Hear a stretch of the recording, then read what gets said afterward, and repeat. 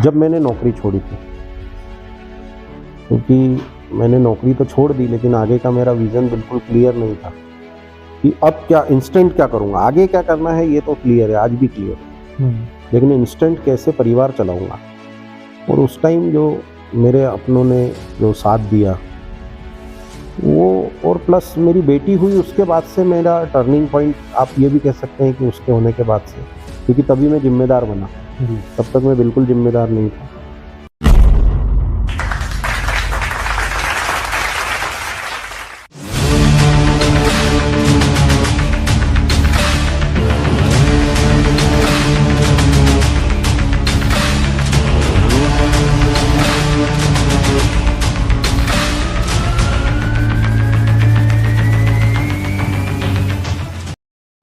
नमस्कार, मैं ऋषभ राज पाठक आपका स्वागत करता हूं लीड लैब के मंच से।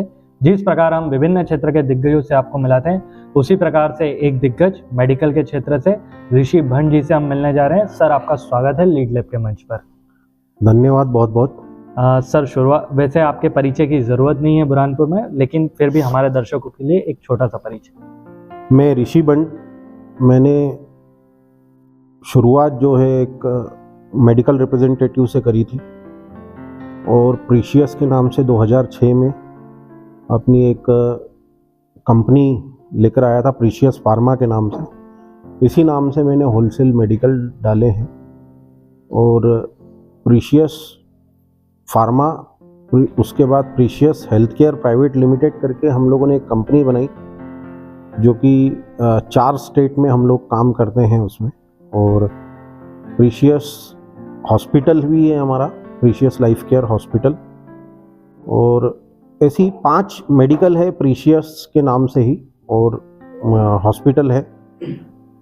ये सारी हमारी प्रीशियस फैमिली है और अच्छी रही, अभी तक की जर्नी बहुत अच्छी रही, आगे भी बहुत अच्छी रहेगी। हॉस्पिटल सिर्फ हॉस्पिटल के लिए, पैसा कमाने के लिए नहीं हम लोगों ने स्टार्ट किया है। एक्चुअली मैं एक छोटी सी मेरी घटना बताना चाहूँगा कि मेरे बेटे की ऑपरेशन था और उस दिन मेरे पास में 4800 रुपये थे मात्र, और हम लोग इंदौर गए विशेष हॉस्पिटल में। वहाँ पर जो है उनसे खर्च पूछा तो 1,65,000 रुपये का खर्च बताया उन्होंने। ये बात कर रहा हूँ मैं 2005, 6 या 7 की। तो उस दिन डिसाइड किया था कि एक हॉस्पिटल ऐसा डालेंगे जहाँ पर किसी की भी इलाज पैसे के लिए नहीं रुकेगा, और आज तक हम इस चीज़ में सफल हैं। बिल्कुल सर। सर, शुरुआत करते हैं आपके सफ़र के, जो आपका सफ़र है उससे कुछ क्वेश्चंस की। सर, शुरुआत तो हम करते हैं कि जहाँ से आपका सफ़र शुरू हुआ होगा, बचपन, आपका बचपन कैसा रहा, शिक्षा कैसी रही?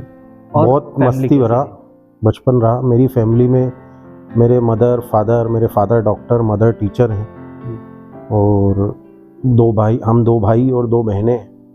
मैं सबसे फिसड्डी था पढ़ने में और बहुत मस्तीखोर था। मेरा नाम है ऋषि भंड, भंड मतलब बदमाश, तो मैं वैसे ही था, बदमाश टाइप, लेकिन किसी को दुख नहीं पहुंचाया, अपनी मस्ती में मस्त रहता था। और आज भी मैं मेरी बचपन की लाइफ जीता हूँ, आज भी अपनी मस्ती में मस्त रहता हूँ। जी सर। सर, एक क्वेश्चन आपके कार्य क्षेत्र से कि आपने जैसा बताया कि आपने जो मेडिकल रिप्रेजेंटेटिव से स्टार्ट करी अपनी जर्नी, और वहाँ से बुरहानपुर शहर में एक प्रीशियस हॉस्पिटल जो अभी बहुत ज़्यादा अपना नाम रखता है अपनी सेवाएं के लिए भी, और जो चीज़ आप बोल रहे हैं कि पैसों के कारण कभी किसी का इलाज नहीं रुकता है, तो वो चीज़ के लिए भी। तो ये किस तरीके से आपने बताया तो सही कि आपके साथ जो इंसिडेंट हुआ, लेकिन आपकी जो जर्नी रही उसमें कहीं ना कहीं बहुत सारी चुनौतियाँ आई होगी, तो वो चुनौतियों का आपने सामना कैसे करा, और वो कोई चुनौती ऐसी जो आप हमारे दर्शकों के साथ साझा करना चाहें? चुनौतियाँ बहुत सारी आई, जैसे मेरा होलसेल मेडिकल भी था, सबसे पहले वही था जी। फिर उसमें कुछ 2 लड़के आए जिन्होंने मुझे बहुत सारा पैसों से बहुत सारा नुकसान पहुंचाया। चोरी हुई मेरी शॉप पर, क्योंकि मैं अकेला था काम करने वाला और काम बहुत फैला लिया था। तब पूरी तरह से ऐसा था कि बैंक लोन भी था, मार्केट का भी पैसा देना था, लेकिन एक चीज़ थी कि मैं वापस फिर से सब खड़ा करूँगा और मैंने फिर कुछ और लोन लिया और फिर पुराने लोन चुकाए, और इस तरह से फिर आगे बढ़ते गए तो आज सारी चीज़ें क्लियर है। और आज आगे बढ़ने की बात करते हैं अपन, पीछे की कोई बात नहीं। सर, जैसा आपने शुरुआत में बताया कि आप अभी 4 राज्यों में कार्य कर रहे हैं, तो प्रीसियस परिवार ऐसे किन किन कार्यों में आगे है? हमारा मेडिकल फील्ड तो है ही, साथ में कुछ इलेक्ट्रिसिटी में भी हमारा कुछ काम है, जिसमें टेक्निकल पर्सन दूसरा है, मैं सिर्फ जाता हूँ और ऑर्डर लेकर आता हूँ जी। और 4 स्टेट में हमारी कंपनी है precious health care private limited, जिसमें अलग अलग स्टेट में कई मेडिकल रिप्रेजेंटेटिव, कई मैनेजर्स, कई RSM ZSM सभी पूरी टीम है। तो सभी मतलब ऐसे 83 पर्सन्स की टीम है हमारे पास। और बुरहानपुर में भी हमारे 77 लोग हैं जो कि हमारी फैमिली का मेंबर है, और सभी का परिवार प्रीशियस से हम सभी का चलता है। सर, एक और क्वेश्चन कि जो आपने शुरुआत करी है एज ए MR या मेडिकल रिप्रेजेंटेटिव, तो वहाँ से जो आपका सफ़र शुरू हुआ, उसमें कोई ऐसे संघर्ष में समय जो आपको अभी याद करके ऐसा लगता है कि हम ऐसा भी करते थे कभी? हम साइकिल से काम करते थे और साइकिल से ही मतलब यहाँ से सारोला भी साइकिल से जाते थे, सभी जगह साइकिल से काम करते थे। वो एक अलग ही मज़ा हुआ करता था, उसमें भी एंजॉय किया। मतलब एक इंसिडेंस में आपको बता रहा हूँ, जिस दिन मैंने डिसाइड किया कि भैया अब मैं दुकान खोलूँगा, मैं थोड़ा सा रिलैक्स रहूँगा, कुछ दूरी पर धुलकोट है, वहाँ से जब मैं रिटर्न आ रहा था तो एक ट्रक से मेरी बाइक का अगला टायर ऐसा उसके अगले टायर से टच होकर निकला। तो थोड़ी देर में एक साइड में बैठ गया। वहाँ पर सबसे पहले मेरी बेटी मेरे दिमाग में आई और पूरी फैमिली दिमाग में आई। उस दिन डिसाइड किया था कि अब जो है इससे आगे बढ़ने का टाइम आ गया है, मतलब MR शिप छोड़कर अब कुछ ना कुछ करना चाहिए। मेरे फादर ने मुझसे नहीं बोला कि भाई तेरी अच्छी सैलरी है, 2006 में मेरी सैलरी थी 45,000 के आसपास। तो तब जो है उन्होंने मुझे बोला कि भाई तेरी सैलरी वैलरी भी अच्छी है, मत छोड़े। तो मैंने बोला नहीं, मैं तो जॉब छोड़ूंगा, और मैंने जॉब छोड़ दी। फिर अगले कुछ टाइम तक तो मेरी सेविंग्स काम आ गई, लेकिन 1 साल बाद ये कंडीशन हो गई कि गाड़ी में पेट्रोल डलाने को पैसे नहीं रहते थे।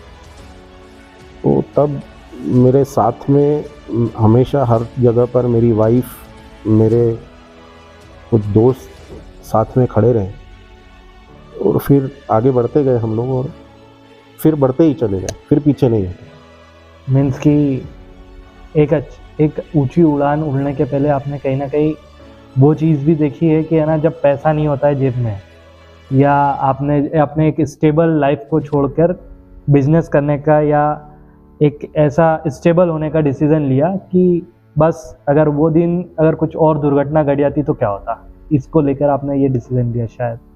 उस दिन अगर और कुछ दुर्घटना घट जाती तो आज सब कुछ बर्बाद हो चुका होता। लेकिन एक रिस्क जो नहीं लेगा वो आगे नहीं बढ़ेगा। अगर मैं रिस्क नहीं लेता तो आज ज़रूर मैं अच्छी कंपनी में काम कर रहा होता, सारी चीज़ें कर रहा होता। लेकिन जो मेरा एक एम था कि भाई मुझे ऐसा करना है, आगे भी जैसे मैं जो आज जहाँ पर हूँ उसके आगे का भी सोच रखा है कि मुझे इस तरह से काम करना है। तो अगर मैं रिस्क नहीं लूँगा, मैं अभी सेफ़ मोड में चल रहा हूँ और सेफ़ मोड में चलता रहूँगा, तो मैं यहीं रुक जाऊँगा। जी सर।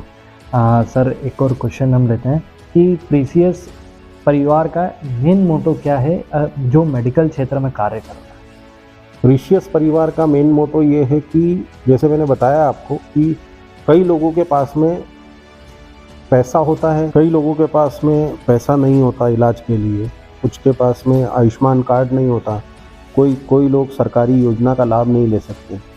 तो हमारा मेन मोटो ये है कि हम देखिए, अगर मैं ये बोलूँगा मैं सिर्फ सेवा कर रहा हूँ तो झूठ बोलूँगा। मेरा भी परिवार है, मेरी भी लायबिलिटीज़ हैं, वो भी मुझे करना है। बिल्कुल। कुछ पैसा तो लगेगा, लेकिन हाँ इतनी गारंटी है कि पैसे के लिए किसी का इलाज नहीं रुकेगा, और जितना भी पैसा लगेगा उससे ज़्यादा, उससे कम कोई नहीं लेगा। जी। सबसे कम पैसे में इलाज और सबसे अच्छा इलाज। क्वालिटी में कोई कॉम्प्रोमाइज़ नहीं, सिर्फ क्वांटिटी होना चाहिए। बिल्कुल सर, कहीं ना कहीं आप जो सेवाएं दे रहे हैं उसके लिए और बिना अमाउंट के तो कोई वर्क हो ही नहीं सकता। तो वो ये बहुत बड़ी बात है कि पैसे के लिए इलाज नहीं रुक रहा है। नहीं रुकी। सर एक और हमारी टीम ने बात बताई थी कि नवरात्रि में आप एक कुछ मुहिम चलाते हैं, तो वो मुहिम क्या है और वो उसका आइडिया आपको कहाँ से आया?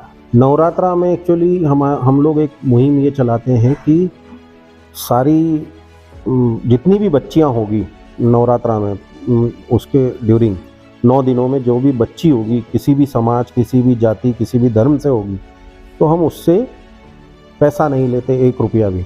सारा पैसा हमारा प्रीशियस परिवार बेयर करता है। और इसके पीछे मुहिम ये है कि एक बच्ची हुई थी हमारे हॉस्पिटल में, और उनको पहले से 2 या 3 बच्चियां थी, तो उन्होंने बड़ा इग्नोर किया था उस बच्ची को। उसकी माँ ने उसको बाजू में सुलाया तक नहीं था। तो वो पहला इंसिडेंस ऐसा था, उस टाइम पर था मिश्रा जी की कुछ कथा वगैरह थी जी। तो मैंने उससे बोला भैया चल तेरी पूरी फीस माफ़ कर देता हूँ, कोई पैसा नहीं, और बल्कि मेरी तरफ से 11,000 का उसको एक हम लोगों ने हमारे प्रीशियस परिवार की तरफ से 11,000 का उसको चेक दिया था। जी। तो बड़े खुश हो गए थे सभी। और मैंने फिर उसको एक चीज़ बोली थी कि यहाँ से तेरी लाइफ पलटेगी, क्योंकि हमारे भी जीवन में जब बच्ची आई उस दिन से ही हमारी लाइफ पलटी है। तो 1-1.5 साल बाद जब आया वो बंदा और उसने मुझे बताया भैया आपने मुझे ऐसा बोला था, और सही में भी हमारी लाइफ ने टर्न लिया है, और कुछ फिर प्रॉपर्टी वगैरह का काम करने लग गया था, तो अच्छी पोजीशन में आ गया था। तो उसने आकर उस चीज़ से इंस्पायर होकर ये बोला था कि भैया आप जब भी ये मुहिम चलाओ तो किसी एक बच्ची का खर्च पूरी तरह से मैं हर नवरात्रा में उठाऊंगा। जी। तो यहीं हम सफल हो गए।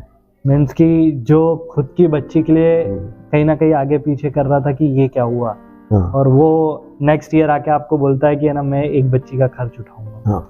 ये बहुत बड़ी बात थी, और आपकी जो पॉजिटिव सोच थी और आपने जो उसको कहीं ना कहीं मोटिवेट करा आपका जो उपहार देके, तो कहीं ना कहीं वो चीज़ काम में आई और आज वो मुहिम बन गई। और हमको देख देख कर कुछ हॉस्पिटल्स ने भी, और जैसे कन्या जन पर कुछ छूट दिए, ये दिए, तो मैं तो सोचता हूँ कन्या को बढ़ावा, कन्या से जन पर सबसे अच्छी सेवा यही है। बिल्कुल। आज भी हमारे हॉस्पिटल में कोई कन्या का जन्म होता है तो हम उसको कुछ ना कुछ हमारी तरफ से गिफ्ट जरूर देते हैं। बिल्कुल सर। सर एक और क्वेश्चन कि आप अपनी लाइफ में टर्निंग पॉइंट किसको मानते हैं? कौन सा पॉइंट ऐसा आया जिसको आप टर्निंग पॉइंट मानते हैं? मेरी लाइफ में टर्निंग पॉइंट जब मैंने नौकरी छोड़ी थी, क्योंकि मैंने नौकरी तो छोड़ दी लेकिन आगे का मेरा विजन बिल्कुल क्लियर नहीं था कि अब क्या इंस्टेंट क्या करूँगा, आगे क्या करना है ये तो क्लियर है, आज भी क्लियर है, लेकिन इंस्टेंट कैसे परिवार चलाऊंगा। और उस टाइम जो मेरे अपनों ने जो साथ दिया वो, और प्लस मेरी बेटी हुई उसके बाद से मेरा टर्निंग पॉइंट आप ये भी कह सकते हैं कि उसके होने के बाद से, क्योंकि तभी मैं जिम्मेदार बना। जी। तब तक मैं बिल्कुल जिम्मेदार नहीं था, पैसे की कोई वैल्यू नहीं थी, आया आया गया गया ऐसा होता। जी। लेकिन तब से फिर कुछ काम पर ध्यान देना चाहिए। बिल्कुल सर। सर एक और क्वेश्चन, जो आपके ये संघर्षमय जीवन रहा और कहीं ना कहीं आपने बहुत सारी उपलब्धियां भी पाई, उसके बाद आप अपनी जो अभी तक की सफलताएं हैं उसका श्रेय आप किसको देंगे? उसका श्रेय मैं मेरे दोस्तों को दूंगा, क्योंकि उनके बिना मैं यहाँ तक नहीं पहुँच सकता था। जी। मेरी वाइफ को दूंगा, मेरे बच्चों को दूंगा, क्योंकि उन्होंने मेरे संघर्ष के दिनों में धैर्य रखा। मतलब सबसे बड़ी बात तो ये थी कि घर में किराना लाने के भी टोटे थे, तब भी मेरी वाइफ ने बहुत धैर्य से काम लिया। तो उसको दूंगा, मेरे दोस्तों को दूंगा कि आज भी अगर मुझे कुछ ज़रूरत पड़ जाती तो सारे दोस्त मिलकर इकट्ठे हो जाते और जो तकलीफ़ है वो दूर कर देते, चाहे फाइनेंशियल हो चाहे कैसी भी हो। यही मेरा इंस्पिरेशन है। बिल्कुल। सर एक और बात हमने हमारी टीम से सुना कि ऋषि भंड जी जो हैं वो बहुत एक्टिवली वर्क करते हैं और हैप्पीली वर्क करते हैं, तो उसकी प्रेरणा आपको कहाँ से आती है? साहब मेरा नेचर शुरू से ही मजाकिया रहा है, और जितने ज़्यादा लोगों से बात करता हूँ, जितनी ज़्यादा लोगों से मजाक करता हूँ, उतनी मुझ में एनर्जी आती रहती है। तो मेरी एनर्जी का राज ही ये है कि मैं सबसे हंसी मजाक, और टेंशन क्या होता है ये मुझे मालूम ही नहीं और कभी जानना भी नहीं। इधर आया तो मैं सीधे आगे कहीं भी पास कर देता हूँ, मेरे ऊपर कभी टेंशन लेता ही नहीं। सर हमारे देश के युवाओं के लिए एक मैसेज क्या देना चाहेंगे? मैं एक ही मैसेज, जैसे मेरा बेटा अभी MBBS के लिए रशिया जा रहा है, तो उसको भी मैंने यही बोला कि आज मैं जो माहौल देख रहा हूँ, जो मेरे स्टाफ में देख रहा हूँ या कहीं बाहर देख रहा हूँ, तो मैंने जो एक मैसेज देना चाहूँगा युवाओं को, जो आपकी मर्जी में हो वो करो, जिद करो, अच्छे के लिए करो, क्योंकि मैं जिद नहीं करता तो मैं यहाँ तक नहीं पहुँचता। मेरी जिद थी कि मेरे को हॉस्पिटल डालना है, मेडिकल डालना है, मेरी कंपनी डालना है, मैं यहाँ तक पहुँचा। लेकिन अच्छे के लिए जिद करो और उसको जो सोचा है उसको धीरे धीरे पूरा करो। कोई शॉर्टकट नहीं अपनाना, जी शॉर्टकट जहाँ अपनाया आप वहाँ असफल हो जाओगे। और किसी भी लेडीज़ को, किसी भी महिला को, भले ही आपको नहीं मानना है कि भाई ये मेरी बहन है या नहीं है या आपको जो भी, लेकिन एक सम्मान मिलना चाहिए। और वो सम्मान जो है जितना लड़के देंगे उतना वो भी आगे फॉरवर्ड, उनके घर वालों को भी सम्मान मिलता रहेगा।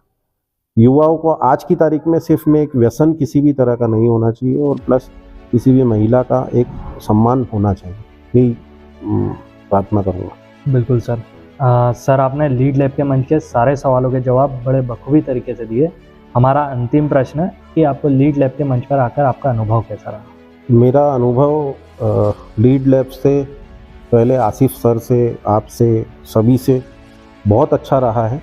लेकिन मुझे आज यहाँ देखकर, क्योंकि इस बिल्डिंग को प्लस इस जगह को मैंने पहले किसी और रूप में देखा है, आज किसी और रूप में देख रहा हूँ, मुझे बहुत अच्छा लग रहा है और एक इंस्पायरेशन मिल रही है। जिस दिन मैं मेरा हॉस्पिटल बनाऊंगा उसमें इस तरह का कुछ ना कुछ सिस्टम ज़रूर बनाऊंगा जो यहाँ पर आपका सिस्टम है। जी सर। सर हमारी टीम को विश्वास है कि जिस तरीके से आपने अपने साक्षात्कार में बताया कि बच्चों ने शॉर्टकट अपनाना नहीं चाहिए, किसी भी कोई भी दर्शक हमारा जो भी है वो शॉर्टकट नहीं अपनाएगा, धैर्य रखेगा और अपने क्षेत्र में सफल होगा। सर आपका बहुत बहुत धन्यवाद। Thank you.